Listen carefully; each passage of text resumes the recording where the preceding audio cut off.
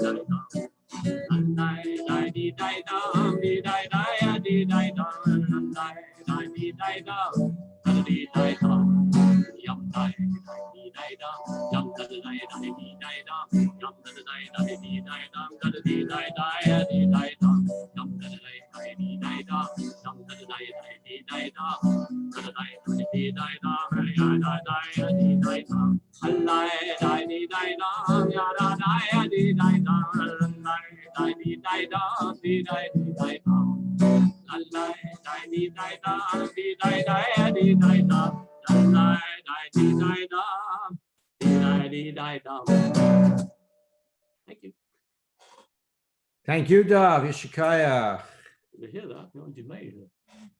Okay, Havdalah, momentarily.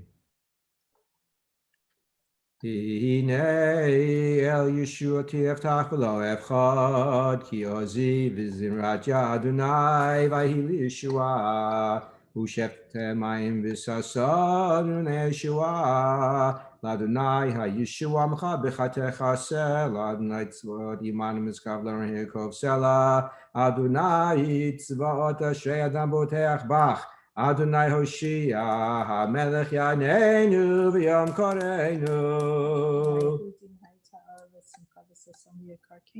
La Yudim Haytorah V'Simcha V'Sasavika Kein Tielanu Kos Yeshuot Esa Uv'Shem Adonai Ekra Savrei Manan Rabbanan Rabbotai Baruch Atah Adonai Eloheinu Melech HaOlam Borei Pri Hadafen.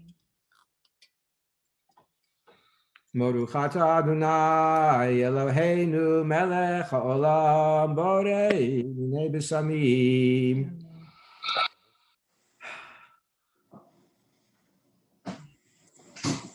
Baruch atah Adonai Eloheinu melech haolam borei me'orei ha'esh. Baruch atah Adonai Eloheinu melech haolam hamavir ben kodesh lecho ben or lechoshech ben Yisrael la'amim b'yom hashvi sheshet yimei ha'maseh. Baruch atah Adonai hamavir ben kodesh lecho. Good luck.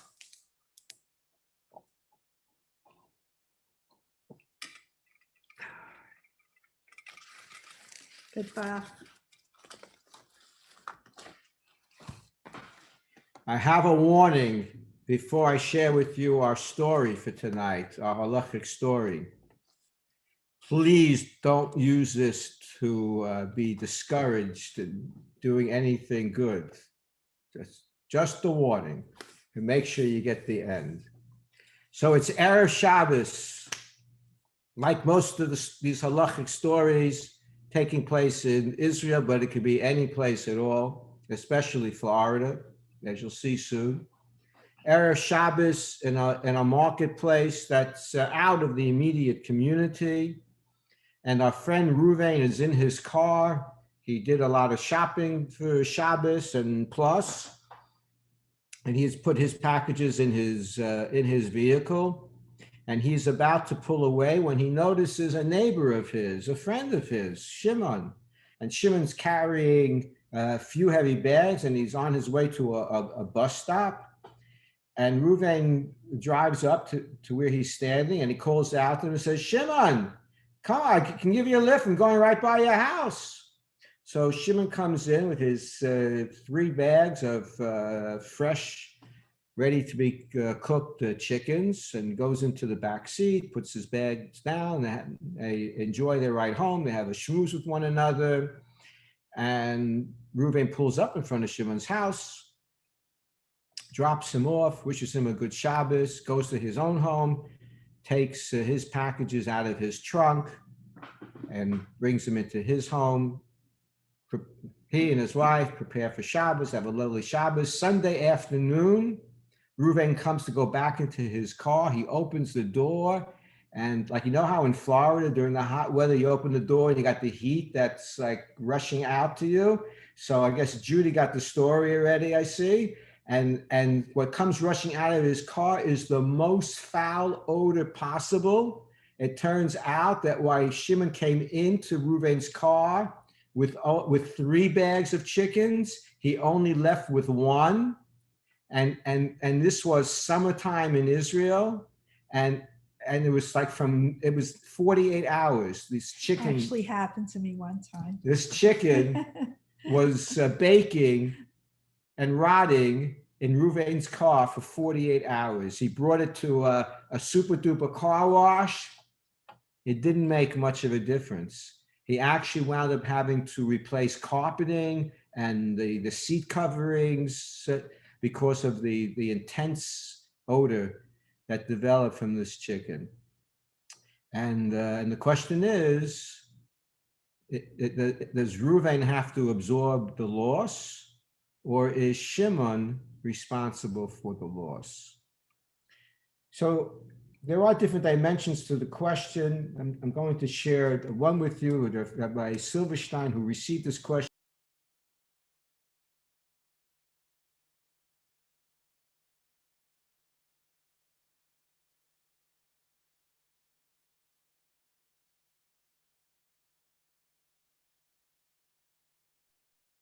Excuse me, Rabbi, you're muted. Rabbi, you're muted. Wait a second. How long have I been muted? From the beginning? No. From yesterday. What, did you hear my introduction? Yes. You started with Rabbi Zilberstein. Okay, that's when we got muted? That's interesting. Yes. Maybe when he Okay. gets out of the car and he'll have 3 bags instead of 1. They Okay. heard the Right. part about But the but you all know that the car was stinking from the Yes. Oh, okay, all right. So Rabbi Silverstein Sure, using my consulted with his late father-in-law. He was alive at the time. Yeah, Now these his colors are- father-in-law, Rabbi Eliashiv. Huh? And So much color. yeah, Yes. Okay. No? Yeah, no. Yeah, yeah, okay. okay. And Rav Eliashiv said that the moment that Shimon entered the car with those packages, he had to assume the responsibility of making sure he removed those packages.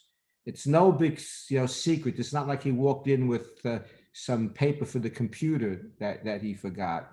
that this type of product is known to be something that's going to go foul if it's left in a car, Literally. and especially Going in yeah, and especially in hot weather. It's And definitely a foul odor. yeah, Yeah. FOWL. Yeah. Okay. And as such, he either had to like keep those bags with him the whole time that he wouldn't forget about it, or set an alarm, on his phone to remind him. But it was totally his responsibility to make sure that he took those packages out of the car at the right time. And since he didn't, that passenger is fully responsible for all the damages and the cost to repair, to restore the car to be in good shape. So please never be discouraged. When you give somebody a lift, you could turn around and say, Make sure you have your all, you have all chicken. your packages, right? Or just But, don't give them a lift to Roma, maybe. Okay, you're welcome to unmute But yourself. that actually happened to me one time. I went food shopping and I left a chicken in the trunk of the car. And like I came back into my car like a day later or something. I was like, and I don't even think it was summertime. And ever since then, we've been leasing cars. But seriously, Rabbi, would you ever do that? If you gave someone a lift, would you go and charge them back for the damage to your car? Listen, I think it depends, like, how much. If I were the other didn't- person, yeah. I could, so by halacha, first of all, by halacha, that's where the responsibility is. If a person feels, all right, listen, it seems that the bill was very, very high here. So, it's a constant constituents thing. You could be a nice guy sometimes up to a certain amount of money. And beyond a certain amount of money, you may not feel comfortable being a nice guy. But the halacha stays the same. In fact, thank you, Judy, for bringing this up, because Rav Soloveitchik actually made a very important comment on this morning's Parsha. Yisro, once he gets his first night of sleep in the encampment of Bnei Yisrael, he looks around, hey, where did Moshe go? And Moshe's already up early, and from morning till night, answering people's questions about halacha. And he said, so he gives Moshe advice, and he basically, Yisro appears to be the founder of the idea of having small claims courts and regular courts. And he tells Moshe that all these small matters, farm them out to other people, and you just take the big cases. So Moshe listens to his father-in-law, but not exactly as presented, because Moshe does not establish a small claims court. He establishes that anything that is easy for judges to handle, he will let them handle the easier cases. But the difficult cases, the concept, the difficult cases he's going to handle. It doesn't matter if it's only a dollar case. So it didn't make a difference to Moshe. So from the law, the passenger was responsible. If the driver wants to be a Baal Chesed and not charge him, that's okay. But if he's struggling to pay his electric bill, then he doesn't have to be the good guy and pass on it. Thank you. Thank you. Shavua Tov. Yeah. Shavua Tov. Shavua Tov. And nice to see you.